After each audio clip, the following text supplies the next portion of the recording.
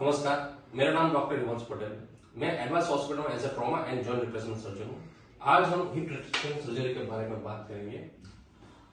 Hip joint हमारा body का सबसे मेन जॉइंट है। बॉडी का 1/3 जॉइंट लोड जो होता है वो हमारा हिप जॉइंट बियर करता है during walking, running, jogging, jumping में। तो इस कारण से hip joint arthritis old age में होना जायज है, कॉमन है। हिप जॉइंट में एनाटॉमी में बेसिकली दो मेन बोन्स है। उसमें मेन है एक एसेटोमिनम जो ऊपर की साइड हो सकता है जिसे हम सॉकेट बोलते हैं, और दूसरा है फीमोरल हेड जिसे हम बॉल बोलते हैं। तो basically hip joint is a ball and socket type of joint. Hip joint arthritis के बहुत सारे कारण होते हैं। हिप जॉइंट आर्थराइटिस में सबसे कॉमन रीजन है primary osteoarthritis of hip joint, जो यूजुअली ओल्ड एज में होता है विदाउट एनी स्पेसिफिक रीजन।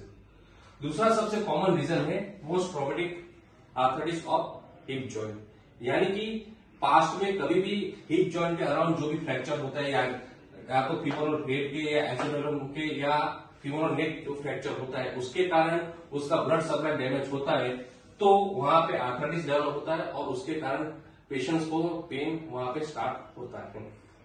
तीसरा सबसे कॉमन रीजन है एवीएम ऑफ हिप जॉइंट, यानी कि जो गोला होता है हमारा उसका ब्लड सप्लाई अगर डैमेज होता है तो उसमें वो फीमोरल हेड का ब्लड सप्लाई डैमेज होने के कारण वो गोला सूख जाता है, जिसके कारण वहां पे आर्थराइटिस डेवलप होता है। अदर रीजन में रूमेटॉइड आर्थराइटिस और एंकिलोजिंग स्पॉन्डिलोसिस जैसे इंफ्लेमेटरी आर्थराइटिस कॉमन है। हिप जॉइंट आर्थराइटिस वाले पेशेंट्स को यूजुअली उनके ग्रॉइन एरिया में पेन रहता है और उनको चलने फिरने में, क्रॉस लेग सिटिंग, स्क्वाटिंग, सीढ़ी चढ़-उतर करना, उसमें उनको दिक्कत रहती है। तो यूजुअली हम उनको एक्सरे और जरूरत पड़े तो एमआरआई की सलाह देते हैं और उनके बेसिस पे उनकी फर्दर ट्रीटमेंट की सलाह देते हैं। हिप जॉइंट आर्थराइटिस की ट्रीटमेंट बेसिकली दो फैक्टर पे डिपेंड करती है। फर्स्ट, पेशेंट का पेन कैसा है, उनकी सोशल एक्टिविटी कितनी रिस्ट्रिक्टेड है, और दूसरा है इन्वेस्टिगेशन जिसमें एक्सरे और एमआरआई में आर्थराइटिस कितना बता रहा है। ये दो फैक्टर के हिसाब से हम पेशेंट्स को ट्रीटमेंट में सर्जिकल और नॉन सर्जिकल ट्रीटमेंट की एडवाइस करते हैं। जिस पेशेंट में पेन कम है और एक्सरे एमआरआई में भी आर्थराइटिस इतना ज्यादा नहीं बता रहे हैं, उनको हम नॉन सर्जिकल ट्रीटमेंट जिसमें मेनली पेन किलर्स और एक्टिविटी मॉडिफिकेशन जिसमें उनको सीढ़ी चढ़-उतर करना, नीचे बैठना, स्क्वाटिंग, क्रॉस लेग सिटिंग, वो मना करते हैं। बाकी के जो पेशेंट्स हैं जिसमें पेन ज्यादा है, उनकी सोशल लाइफ एक्टिविटीज, बाहर घूमना फिरना जो रिस्ट्रिक्ट हो गया है और एक्सरे और एमआरआई में भी आर्थराइटिस ज्यादा बता रहे हैं, हम उनको हिप रिप्लेसमेंट सर्जरी की एडवाइस करते हैं। Hip replacement surgery mainly 2 types की होती है। One is the total hip replacement and second one is the hemi replacement जिसे हम माइक्रोबिट कहते हैं।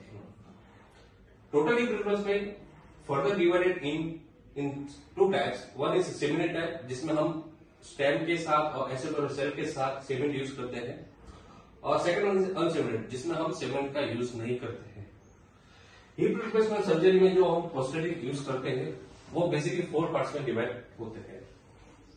First one is acetabular shell, second one is the liner, third one is femoral head and fourth one is femoral stem.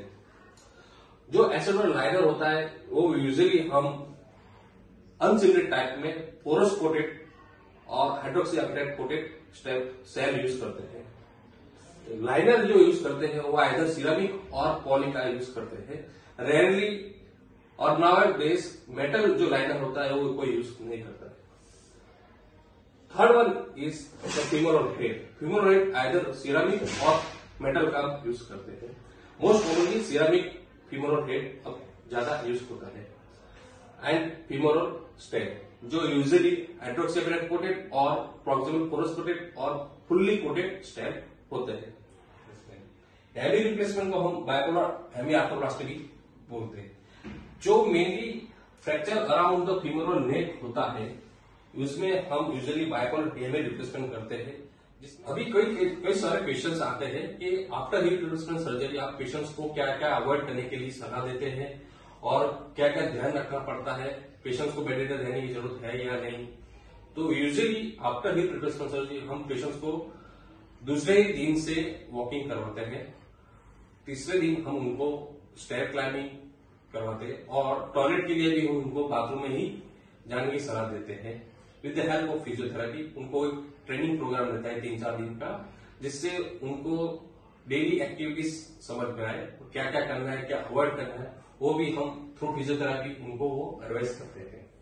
Usually हम patient को बोलते हैं कि आपको स्क्वाटिंग और फ्लोर पे क्रॉस लेग सिटिंग नहीं करना है।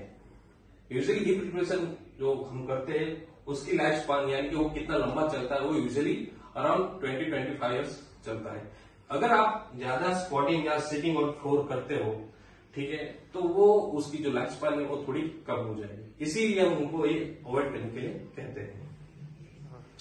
तो अगर आपको हिप रिप्लेसमेंट सर्जरी के बारे में फर्दर जानकारी चाहिए या और कुछ आपको जानना है तो आप हमारे हॉस्पिटल के कॉन्टेक्ट नंबर पे भी आप पूछ सकते हैं, वो व्हाट्सएप नंबर भी है, तो जिस पे आप व्हाट्सएप करके भी ये सलाह ले सकते हैं। Thank you.